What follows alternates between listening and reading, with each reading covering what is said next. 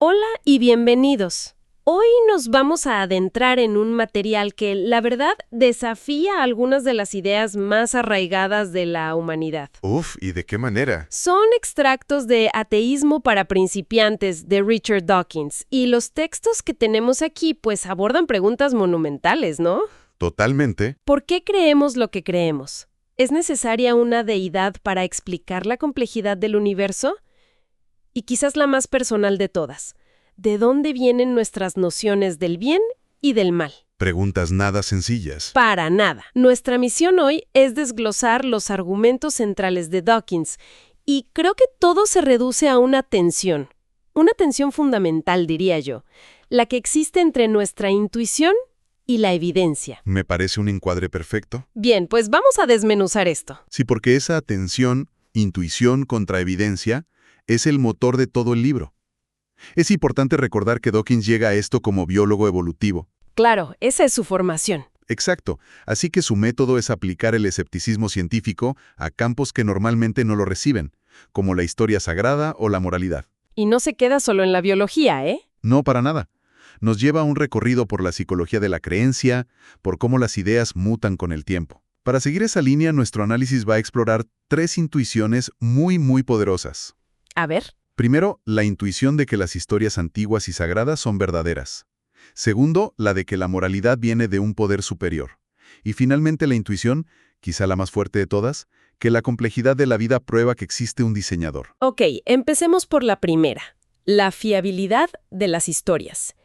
El libro usa una analogía que todos conocemos, que es el juego del teléfono descompuesto. Una herramienta de análisis sorprendentemente eficaz. Sí, es muy potente porque es una experiencia casi universal, ¿no? Todos hemos jugado a susurrar un mensaje y ver cómo se transforma en un disparate total al final de la fila. Claro. Y aplicar esa idea, esa certeza de que los mensajes se deforman, algo tan sagrado como los textos bíblicos. O las leyendas de héroes antiguos. Justo, eso es lo que lo hace tan impactante.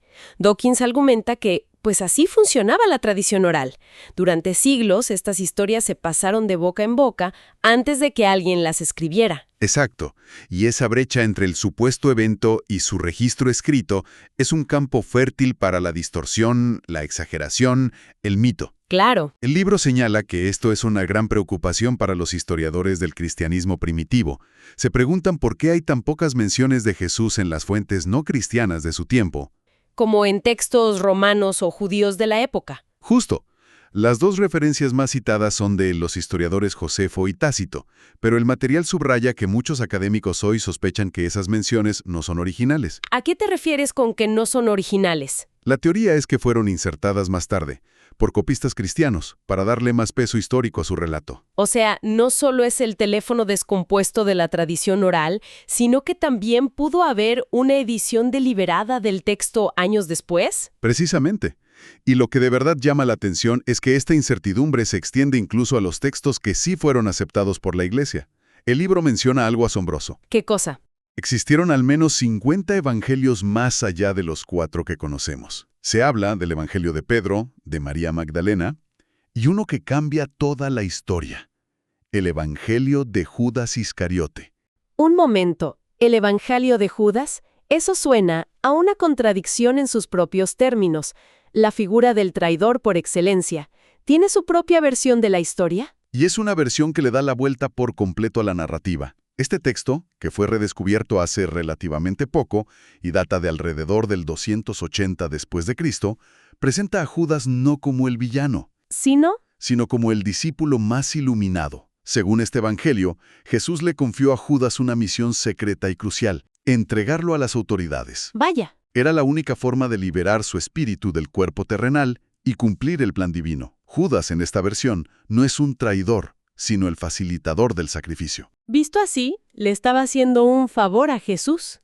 Y claro, eso explica por qué un texto así fue excluido del canon oficial. Por supuesto. Es decir, de la colección de libros que la Iglesia primitiva decidió que eran los auténticos. Simplemente no encajaba con la historia del bien contra el mal que se quería contar. Exacto. Destruía la figura del villano necesario. Y este fenómeno no es exclusivo de la antigüedad. El libro lo conecta con algo muy actual. la propagación de leyendas urbanas y noticias falsas. Ah, claro. Se menciona como ejemplo una historia, que el autor aclara que es ficticia pero ilustrativa, sobre una mujer en Arkansas que ve unos globos con forma humana flotando tras un accidente y piensa que está presenciando el arrebatamiento bíblico. ¡Qué locura! En su pánico provoca un accidente terrible. La historia, aunque falsa, se comparte masivamente. ¿Por qué? Porque es una buena historia, justo. No porque sea cierta, sino porque es una buena historia. Es dramática, es visual y confirma las creencias de quien la escucha. Es fácil imaginar que un mecanismo similar operó con los relatos de milagros en el primer siglo. Y este cuestionamiento de las historias me lleva a otro punto del libro que es, bastante provocador. Ajá. No solo pregunta si las historias son ciertas, sino si son moralmente buenas. Y aquí la tensión entre intuición y evidencia se vuelve muy personal. Claro. Se nos dice que la Biblia es el buen libro, pero el texto nos pide, analicémoslo sin ese filtro. Es un desafío directo a la segunda intuición que mencionamos, que nuestra moralidad tiene un origen divino e intachable. Totalmente. Y los ejemplos que usa son brutales. Pensemos en la historia de Abraham e Isaac, pero desde los ojos del niño. Sí. Tu padre, la persona en la que más confías, te lleva a una montaña, te ata de pies y manos sobre una pila de leña y levanta un cuchillo para degollarte. Terrible. Y la justificación es que un Dios se lo pidió como prueba de fe. Es una historia de abuso infantil glorificada como un acto de piedad, ¿no? Y no es un caso aislado. El libro de Job es quizá aún más explícito en la crueldad.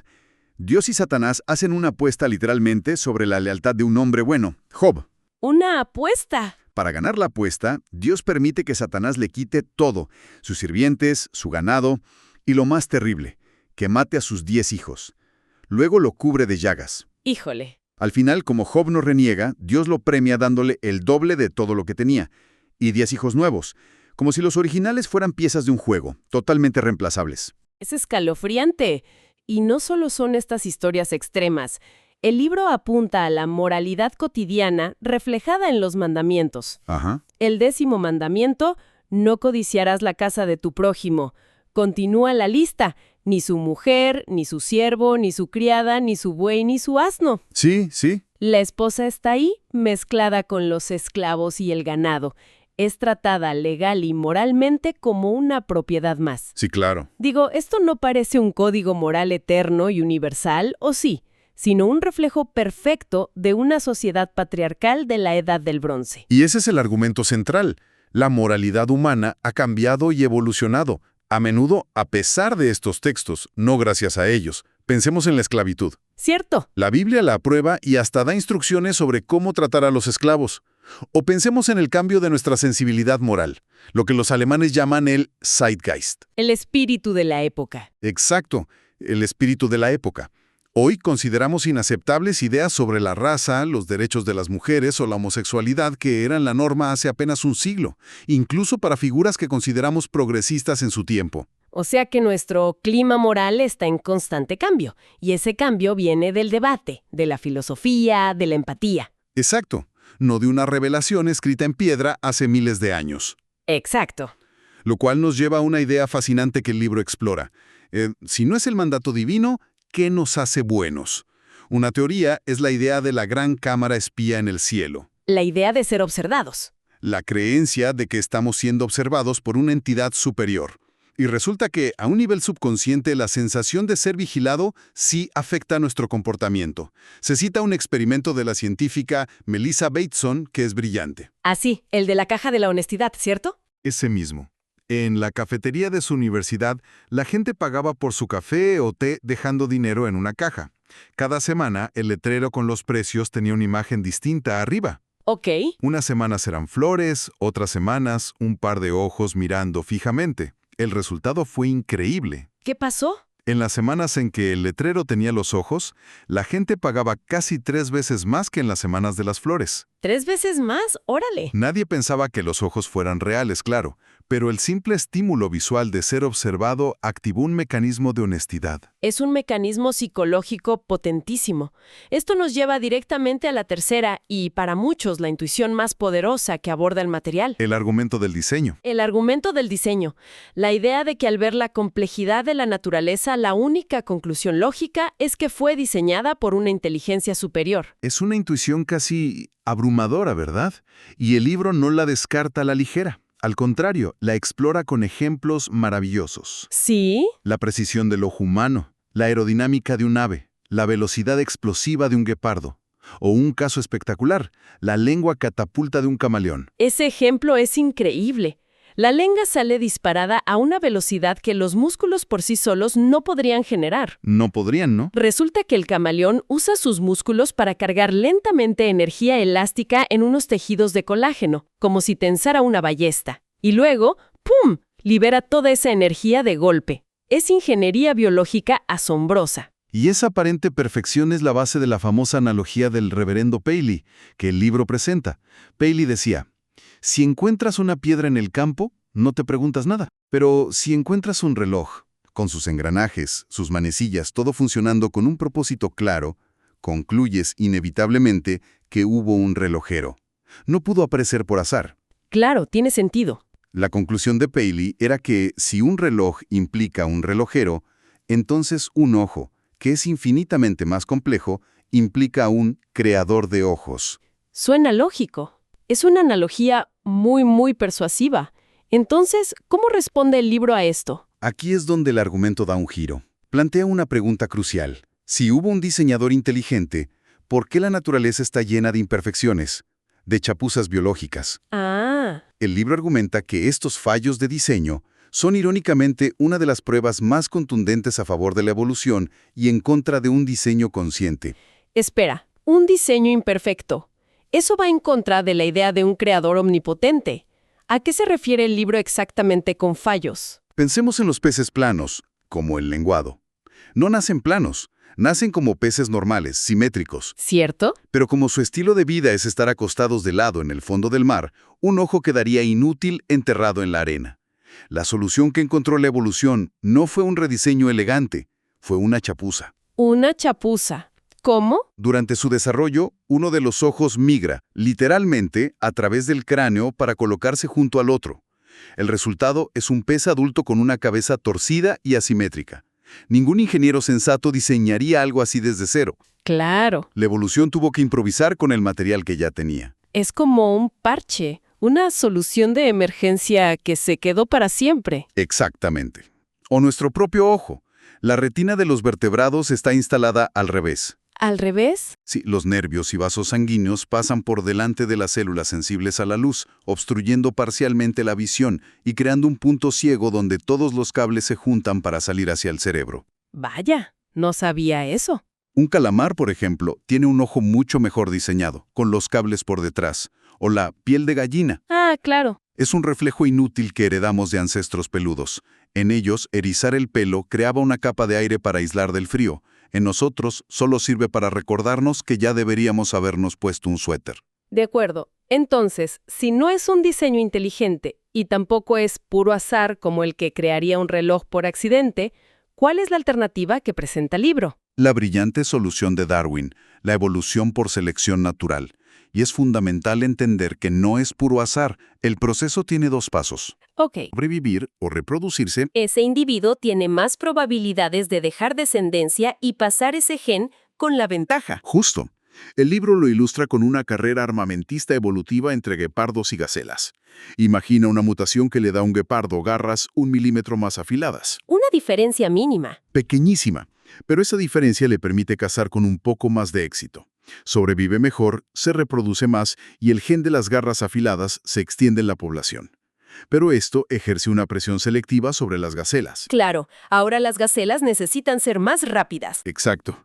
Ahora, las que por azar son un poco más rápidas o ágiles, tienen más probabilidades de escapar y sobrevivir. Y al sobrevivir, pasan sus genes de velocidad a la siguiente generación. Y así, con el tiempo, ambos se van haciendo más y más rápidos y eficientes. Exacto. Es un proceso ciego, gradual y acumulativo. A lo largo de millones de años, la suma de miles de estas pequeñas ventajas produce la asombrosa complejidad que vemos, la que nuestra intuición nos dice que tuvo que ser diseñada. Es el relojero ciego. La selección natural es el relojero ciego, que crea complejidad sin tener un plan. Entonces, ¿qué significa todo esto? Hemos recorrido los argumentos del material y volvemos a esa tensión inicial. Sí, Se desafía la intuición de que las historias sagradas son hechos históricos, mostrando cómo pueden ser el producto de un teléfono descompuesto. Se cuestiona la intuición de una moral divina, revelando cómo muchos de sus preceptos reflejan la ética de una época pasada. ajá. Y finalmente, se ofrece una alternativa a la intuición del diseño, explicando la complejidad de la vida a través de la evolución. Y no podemos olvidar el componente psicológico que la une todo. El libro sugiere que estas intuiciones no son errores tontos, probablemente fueron útiles para la supervivencia. ¿Cómo? La tendencia a ver agentes en la naturaleza, pensar que el ruido en los arbustos es un depredador y no el viento, nos hizo más cautelosos. Ah, tiene sentido. La tendencia a crear rituales y buscar patrones incluso donde no los hay, como las palomas supersticiosas del psicólogo B.F. Skinner, que desarrollaban danzas extrañas creyendo que así conseguían comida. Vaya. Quizás eso nos dio una sensación de control sobre un mundo caótico. Nuestras mentes parecen estar programadas para encontrar propósito y diseño en todas partes. Así parece. Y para cerrar, el libro nos deja con una idea sobre lo que significa buscar la verdad en un universo que no siempre se ajusta a nuestro sentido común. A ver, La ciencia nos ha demostrado verdades profundamente antiintuitivas, como que esta tierra sólida bajo nuestros pies es en realidad 99.9% espacio vacío, cierto. que estamos girando en el espacio a una velocidad vertiginosa, o las paradojas de la física cuántica. Aceptar estas realidades requiere un esfuerzo intelectual. Verdades que no son nada cómodas. Para nada. Y el autor sugiere que abrazar estas verdades científicas requiere una forma de coraje. Esto nos deja con una reflexión final para quien nos escucha. ¿Cuál sería? Si la búsqueda de la verdad sobre el universo físico exige el coraje de abandonar nuestras intuiciones más cómodas, ¿qué tipo de coraje se necesita para aplicar ese mismo rigor al examinar nuestras creencias más profundas y personales? Aquellas que dan forma a nuestro sentido del propósito y al significado de nuestra existencia.